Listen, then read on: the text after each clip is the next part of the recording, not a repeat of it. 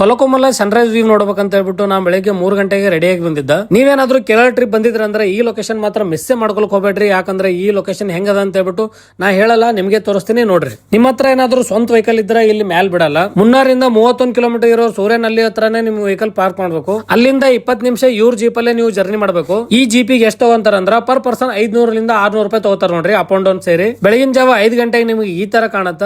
ಆಮೇಲೆ ಬರ್ತಾ ಬರ್ತಾ ಸ್ವರ್ಗ.